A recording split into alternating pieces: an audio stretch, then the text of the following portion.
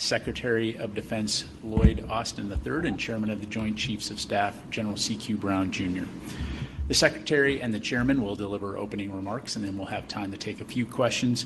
Please note that I will moderate those questions and call on journalists, and due to time constraints, I would ask those who are called upon to please limit your follow-up questions. And with that, I will turn it over to Secretary Austin. Over to you, sir. Thanks, Patrick. Well, good afternoon, everyone, and thanks for joining us today. We've just held the 24th meeting of the Ukraine Defense Contact Group, and I am deeply grateful to all the countries who came back to Ramstein again today. It was great to see Minister Umerov again after our recent meeting at the Pentagon. He is a valued partner and a friend. And it was an honor to have President Zelensky join this contact group for the first time here at Ramstein. The whole contact group heard his passionate call for more security assistance for Ukraine. And I share President Zelensky's outrage over Putin's most recent barrage of airstrikes, which have been some of the heaviest since Moscow's full-scale invasion in February 2022. Ukrainian forces still face perilous battlefield conditions, especially in Pokrovsk. But Ukraine's troops continue to fight with skill, courage, and daring. And that's why we're meeting at such a dynamic moment on the battlefield. Ukrainian forces have advanced into Russia's Kursk region since early August. And for 2.5 years, Ukraine has more than held its own against the largest military in Europe. And above all, the credit for that goes to Ukraine's brave troops.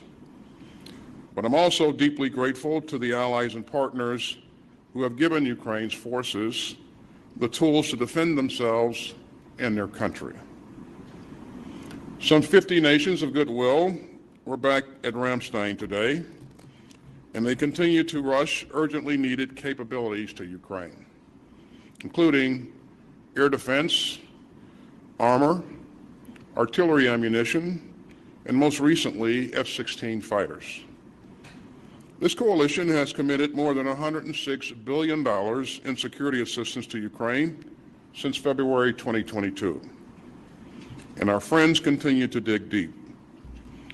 As a percentage of GDP, a dozen of our allies actually contribute more to Ukraine's self-defense than the United States. And we continue to see impressive new security assistance commitments. Just look at Denmark's announcement of some $115 million in near-term and long-term support for Ukraine. Importantly, that includes procuring new military equipment through Ukrainian defense industries. And Norway is transferring defense tech through Norwegian industry to support 155 millimeter shell production in Ukraine. That will further boost Ukraine's ability to produce modern artillery ammunition at home. And the United States remains proud to do our part.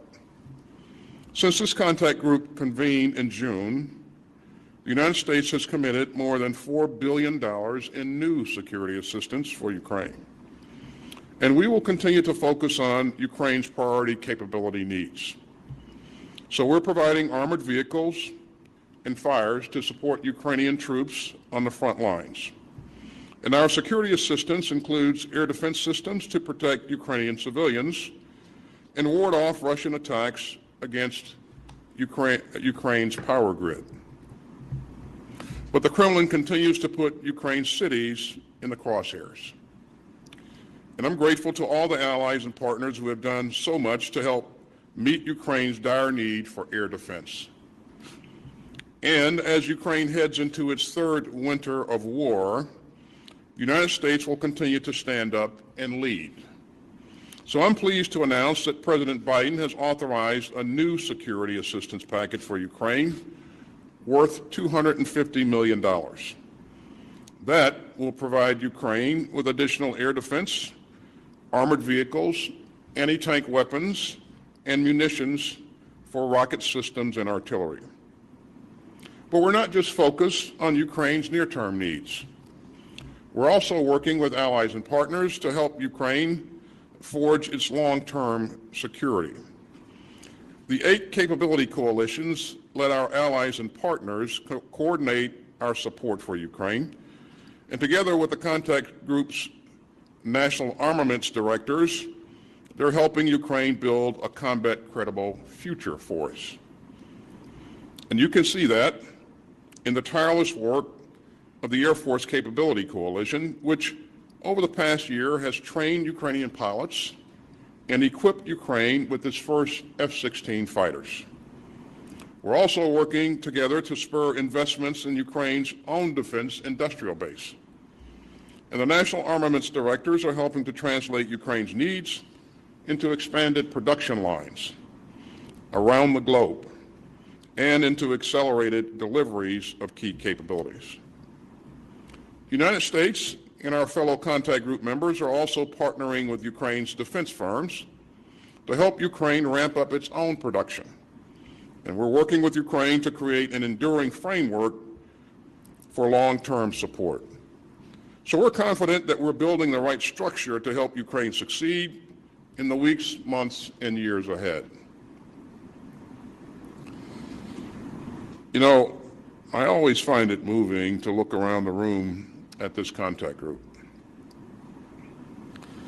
It's still sort of amazing to see leaders from 50 countries from all around the world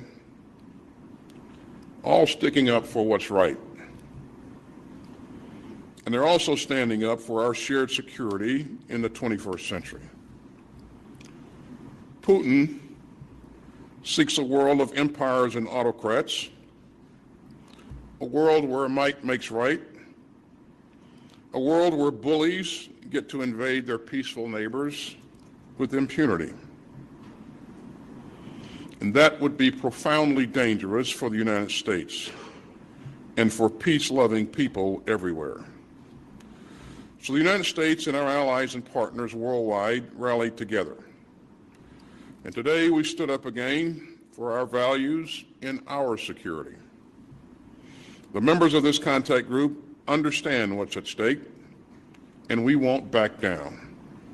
And with that, let me turn it over to General Brown. Well, thank you, Mr. Secretary. Good afternoon, everyone. About 2 weeks ago, Ukraine celebrated its Independence Day, marking 33 years as a free nation. On 24 August 1991, the Act of Declaration of Independence of Ukraine was signed. The declaration invokes the nation's right to self-determination under the United Nations Charter and reads, "The territory of Ukraine is indivisible and inviolable. From this day forward, the Constitution and laws of Ukraine only are valid on the territory of Ukraine." For 2.5 years, Ukraine's sovereignty has been under siege. Russia still aims to annex Ukraine and impose their laws on its people. But Ukrainians have shown the world that they are indivisible. And they defended their freedom with unwavering resolve. With the support of the nations here today, Ukraine will remain an independent and sovereign nation.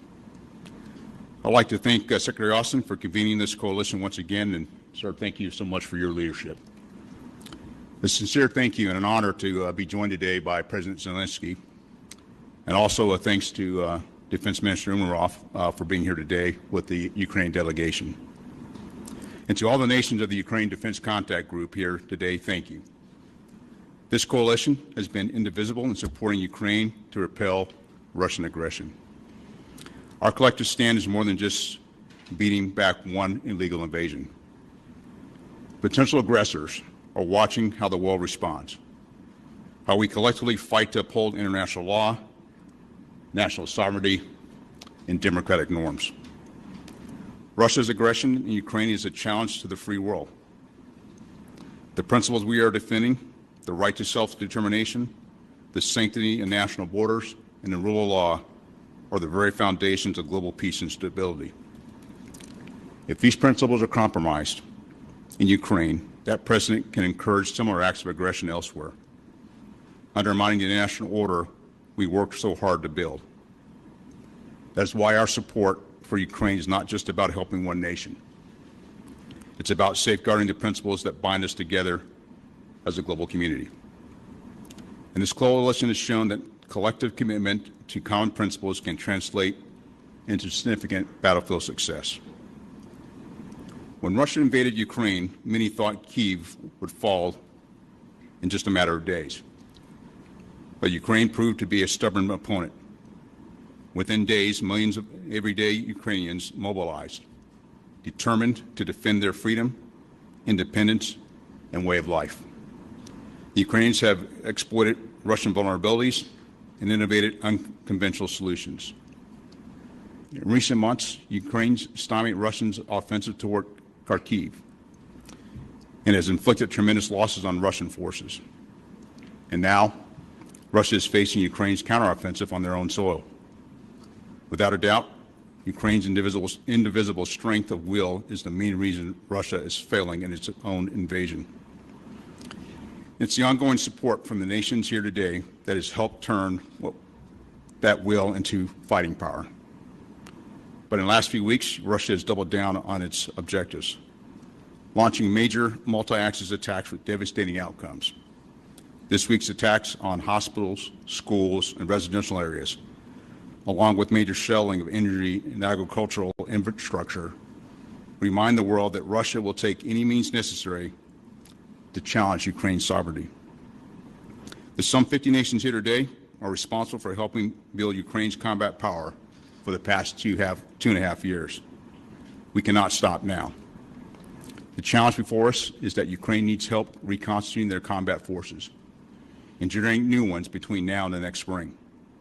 We must build on the current momentum, providing parts, equipment, and training to sustain Ukraine's fleet of supplied weapon systems. We must also help Ukraine build its own industrial base by unlocking technical specifications, pursuing co-production opportunities, and providing key maintenance training. This will enable robust domestic production and sustainment capacity. Our continued support, combined with Ukraine's indivisible determination to defend itself, sends a message to authoritarian regimes.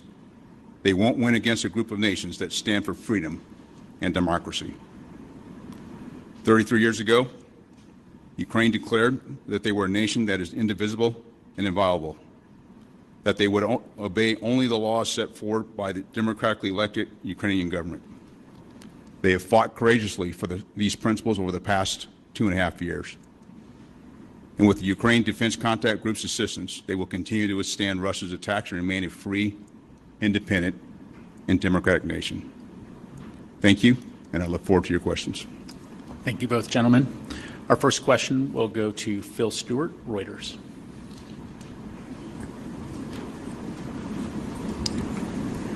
Thank you. Two questions, one for each of you. General Brown, in your military opinion, do you believe Ukraine's loss of Pokrovsk would deal Kyiv a serious blow? How high are the stakes here, and are you concerned that Kyiv might not be able to defend Pokrovsk without drawing forces from Kursk?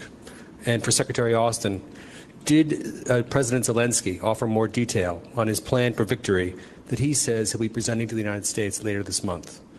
And as a former U.S. general, do you believe that either side could definitively win the war on the battlefield in the next few months? Thank you.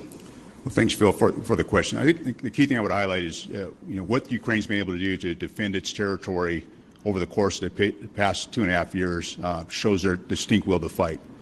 And when you look at Pokrovsk, it's an area that you can see that the Russians have made one of their main efforts. But we're going to work very closely with the Ukrainians to help defend that area, as well as all parts of their terrain as well. The key part here is that we want to make sure that they protect that so it doesn't impact one of the objectives they had was to defend the north and east, to defend their industrial areas. And so it's an important aspect for the nation. It's also an important aspect of protecting that area to continue to allow them to generate combat power, not just there in that Donbass region, but really across the entire front. Hey, Phil, could you repeat your question, please? The second. Absolutely. 1 second. Did President Zelensky offer more detail on his plan for victory that he says he'll be presenting in the United States later this month? And, as a former U.S. general, do you believe that either side could, definitively declare victory on the battlefield in the next few months while the Biden administration still has time in office? Thank you. Well, thanks, Phil. I did get a chance to spend some quality time with President Zelensky, and you'll recall that President Zelensky outlined his goals and objectives during his opening comments, and I would point you to that if you have questions about specific objectives. But in terms of the plan for victory, Phil, we didn't discuss that. We talked about a number of things, but that specific piece we didn't discuss, and President Zelensky is going to present that to President Biden and other leaders, at the first opportunity. In terms of whether or not victory is achievable, again, I think this war could end very quickly if Mr. Putin decided to pull his forces out of the places that he's occupied in Ukraine. I mean, this was started by Putin. It could end Putin could end it very quickly if he just made the simple and right decision to undo what he's done. In terms of absolute victory, it really depends on how you define that. Ukraine is focused on defending its sovereign territory. We're going to continue to do everything we can to help them do that. What Russia's goals and objectives are, I couldn't speak to that specifically, and victory would be defined by goals and objectives. But we know from the very beginning that he's wanted to annex Ukraine because he doesn't believe that Ukraine is a bona fide country. I think that eventually this conflict will be decided at resolved at a negotiation table. But when that point comes, it's hard to predict, Phil. So we're going to continue to work to put Ukraine in the best possible position that it can be in when and if that day comes in the future. So. Thank you. Our next question will go to Uta Spangenberger, ARD.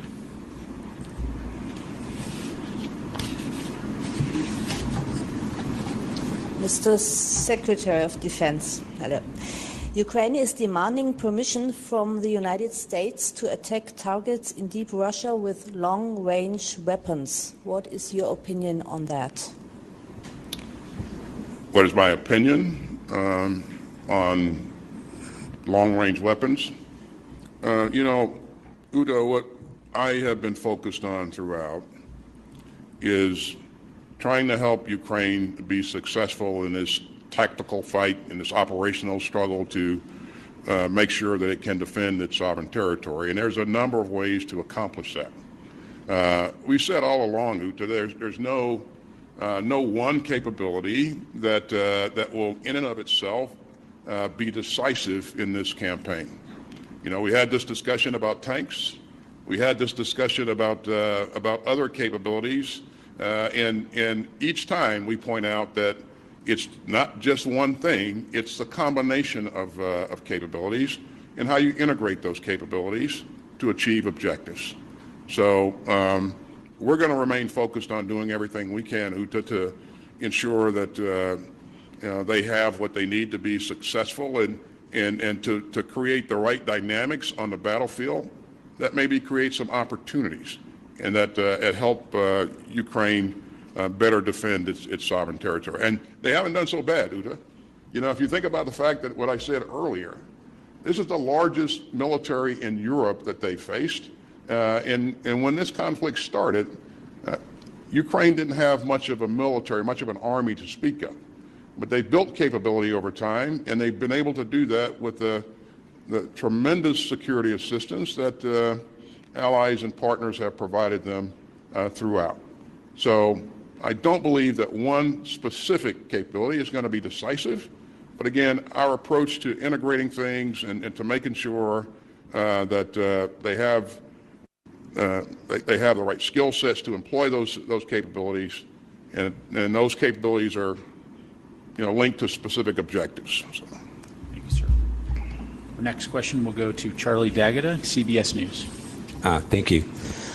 First of all, Mr. Chairman, when it comes to the operation in Kursk, how satisfied are you that they have the resources that they need, especially as we head into the winter months? And are there contingency plans underway, or at least in place, should they need to be redeployed? And Mr. Secretary, I have to go back. President Zelensky has repeatedly requested for these long-range attacks inside Russia. Even allies agree. So what is stopping the United States from giving the go-ahead?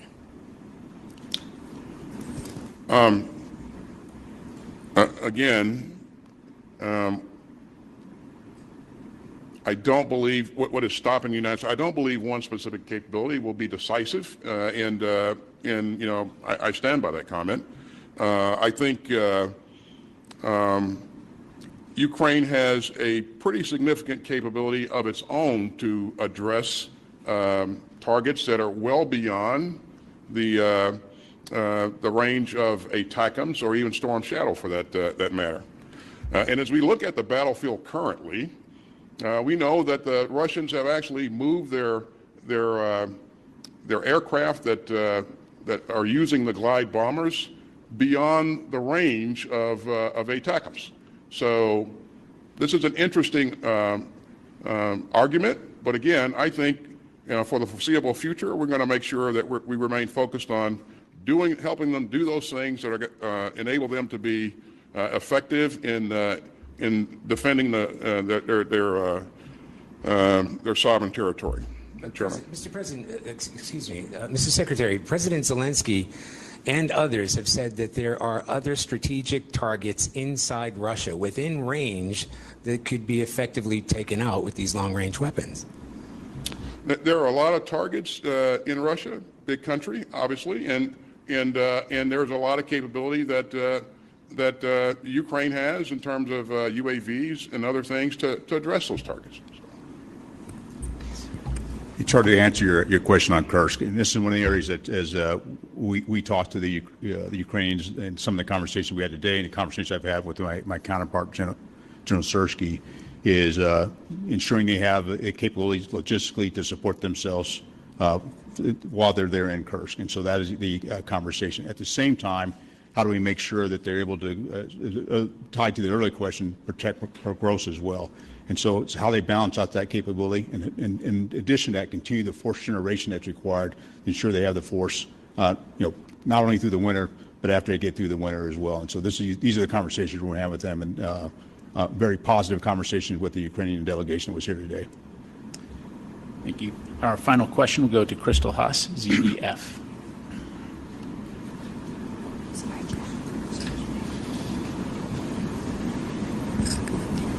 Mr. Secretary, soon there will be elections in the United States. If Donald Trump wins, would this affect the help for the Ukraine?